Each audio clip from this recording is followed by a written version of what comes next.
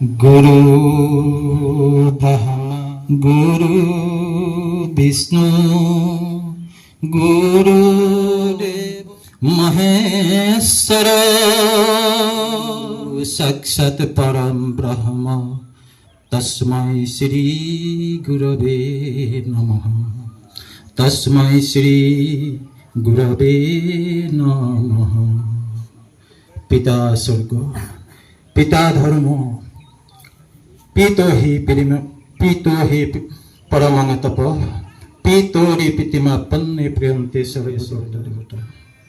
শ্ৰদ্ধাবৰেণ্য, এনাইঘৰীয়া গাঁৱৰ 111তম বাৰ্ষিক পালনাম মহোৎসৱৰ আজি মন্ত্ৰী প্ৰজ্বলক মহোদয়, ধৰ্মধ্বজা উত্তোলক সন্মানীয় পুতুল শইকীয়া ডাঙৰীয়া, আমাৰ শ্ৰদ্ধাঞ্জলি অনুষ্ঠানৰ মন্ত্ৰী প্ৰজ্বলক চিৰনমস্য শ্ৰীযুত সৰ্বভূপা শইকীয়া ডাঙৰীয়াকে প্ৰমুখ কৰি এনাইঘৰীয়া গাঁও পৰিচালনা সমিতি তথা এনাইঘৰীয়া গাঁও নামঘৰ গৃহ নিৰ্মাণ সমিতি তথা নমস্য এনাইঘৰীয়া গাঁৱৰ ৰাইজৰ আমাৰ প্ৰতি যি নিৰ্দেশ, এই নিৰ্দেশক আমি আচলতে অৱজ্ঞা কৰিব নোৱাৰিহে এই অনুষ্ঠান ভাগত অংশগ্ৰহণ কৰা হৈছে। আমি নিজকে এই অনুষ্ঠান ভাগ আগ্ৰতা আছে বুলি আমি নাভাবোঁ। এয়া আমাৰ বাবে ধৃষ্টতা মাথো। তথাপিতো আপোনাসৱৰ আদেশ নিৰ্দেশ চৰণৰ ধূলা হীৰা তুলি লৈ এই মহান কাৰ্যসূচীভাগী দুআষাৰ বক্তব্য ৰাখোঁতে অবাঞ্ছিতভাৱে ৰৈ যোৱা ভুল ত্ৰুটিসমূহ আপোনাসৱৰ চৰণত মৰিশনৰ বাবে প্ৰাৰ্থনা জনাইছোঁ।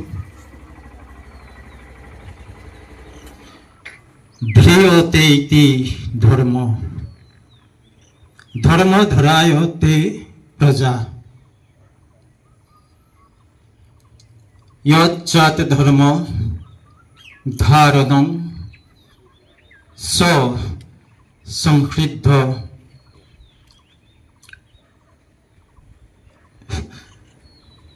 ধৰ্মাণি পৰমং তপ। যি ধৰ্মই, যি অজান শক্তিয়ে আমাৰ বিশ্ব ব্ৰহ্মাণ্ডখন নিয়ন্ত্ৰণ কৰি ধৰি ৰাখিছে, যি অজান শক্তিয়ে সমগ্ৰ বিশ্ব ব্ৰহ্মাণ্ডৰ জীৱ জগত ৰাশিক পালন কৰি আহিছে, সেয়াই ধৰ্ম।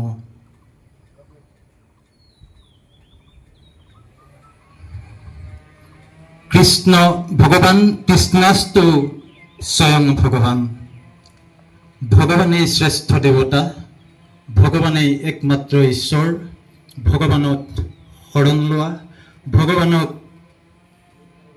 ভজনা কৰা, এই মহান ধৰ্মবাণীকে সৰুগত কৰি মহাপুৰুষ শ্ৰীমন্ত শংকৰদেৱ গুৰুজনাই অসম মুলুকত যি ধৰ্মৰ সূচনা কৰিলে, যি ধৰ্ম প্ৰতিষ্ঠিত কৰিলে, সেই ধৰ্ম হ'ল ভাগৱতী বৈষ্ণৱ ধৰ্ম। এই ভাগৱতী বৈষ্ণৱ ধৰ্মৰ মূল মন্ত্ৰ হ'ল অহিংসা পৰম ধৰ্ম। আৰু এই ধৰ্মকেই এক শৰণ ধৰ্ম বুলি কোৱা হৈছে, য'ত গীতা শাস্ত্ৰত প্ৰভু ভগৱন্তই অৰ্জুনক নিজেই কৈছিল, সৰ্বধৰ্মাণি পৰিত্যাজ মামেকং শৰণং ব্ৰজ অহং তং সৰ্বপাপেভ্যো মুখ্য বিস্বামি মা শুচ মা শুচ। অৰ্থাৎ সৰ্বধৰ্ম এৰি এক শৰণ সাক্ষাৎ, সুদৃঢ় বিশ্বাসে সখী লয় কয়া মাত। নকৰিবা ভয় সখী কৰো অংগীকাৰ, সমস্ত বিপদে মই কৰিব উদ্ধাৰ। এয়া গীতা শাস্ত্ৰৰ যোগেদি শ্ৰীকৃষ্ণই অৰ্জুনক দিয়া বাণী। কুৰুক্ষেত্ৰ যুদ্ধত যেতিয়া অৰ্জুনে ইষ্ট মিত্ৰ বন্ধুবৰ্গ বংশ পৰিয়াল ককাই ভাই সকলোকে যুদ্ধক্ষেত্ৰত শত্ৰুৰূপে দেখা পালে তেতিয়া তেওঁ গাণ্ডীৱ ত্যাগ কৰি যুদ্ধ বিসৰ্জন দিব বিচাৰিছিল। তেতিয়াই জগতৰ সৃষ্টিকৰ্তা স্বয়ং প্ৰভু নাৰায়ণে এই যুক্তিৰে তেওঁক পুনৰ ধনুষৰ ল'বলৈ বাধ্য কৰিছিল আৰু অৰ্জুনেও ভগৱন্তৰ ওচৰত একান্ত শৰণ লৈছিল। নিশ্চয় সেই একান্ত শৰণকে 2015 চনত এই গাঁৱত হোৱা মহামাৰী সদৃশ ৰোগত আক্ৰান্ত লোকৰ পৰিত্ৰাণ বিচাৰি যিসকল চিৰনমস্য মহানুভৱতাপন্ন সেই সময়ৰ সেই মহান ব্যক্তিসকলে একান্তভাৱে প্ৰভু ভগৱন্তৰ চৰণ বন্দনাৰে এই নিৰক্ষৰী মহাপালনাম ভাগিৰ আয়োজন কৰি আজি উত্তৰ পুৰুষৰ হাতত এই মহান ধৰ্মীয় অনুষ্ঠান ভাগি সমৰ্পণ কৰি তেওঁলোক আজি আমাৰ মাজত জীৱন্ত নাথাকিলেও তেখেতসকলৰ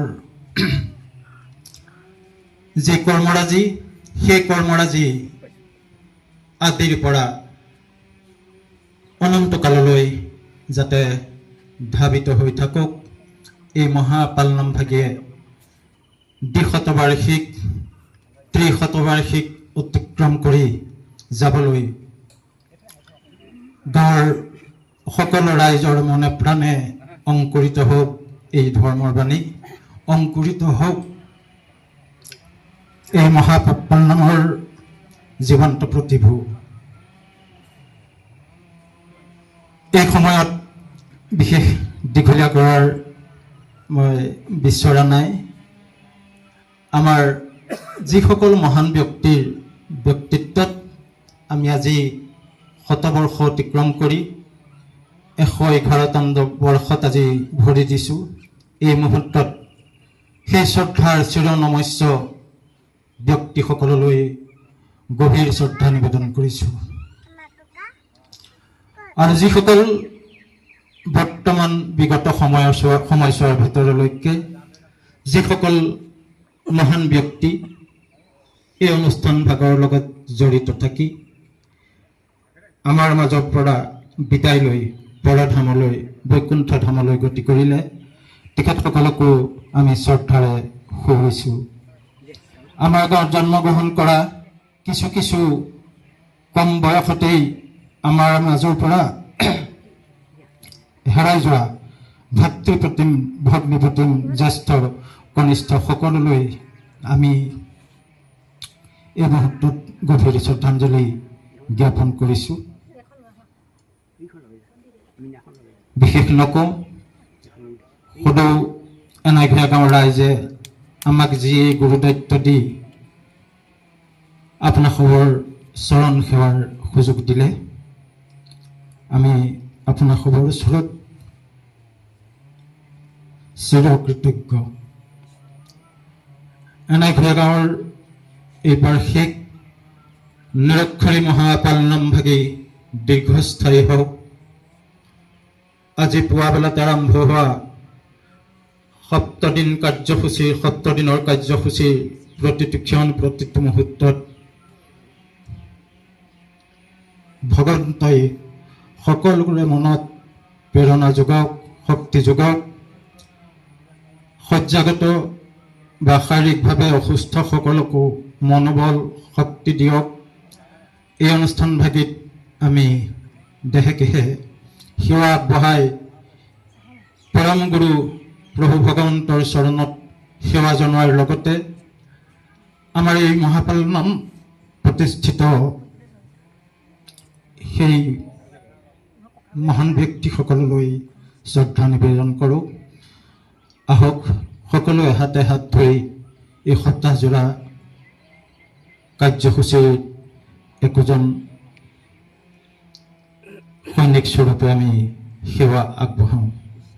জয়তু এনাইঘৰীয়া গাঁৱৰ পালনাম মহোৎসৱ। ইয়াৰ পাছতে মই সেই ব্যক্তিসকললৈ শ্ৰদ্ধাঞ্জলি জ্ঞাপন কৰিম। কিন্তু আমাৰ এই মুহূৰ্তত আৰু এটা কথা মনলৈ আহিছে যে আমাৰ নৱপ্ৰজন্মৰ এজন সুকণ্ঠৰ গায়ক, যাক বিশ্ববাসীয়ে ঈশ্বৰ পুৰুষ, ঈশ্বৰ সন্তান বুলি আখ্যা দিছে, সেইজন মহান ব্যক্তিকো আমি এই সময়ত স্মৰণ কৰিছোঁ, শ্ৰদ্ধাঞ্জলি জ্ঞাপন কৰিছোঁ। আমাৰ পিতৃ পিতামহসকলো যদি কিবা কাৰণত কোনো অসুস্থানত আছে, প্ৰভু ভগৱন্তই কৃপা কৰক। পঞ্চমুক্তিৰ শ্ৰেষ্ঠ নিৰ্বাণ মুক্তিৰে তেখেতসকল লগতে জুবিন গাৰ্গ ডাঙৰীয়া ভগৱন্তৰ আত্মাত বিলীন হওক। কৃষ্ণ।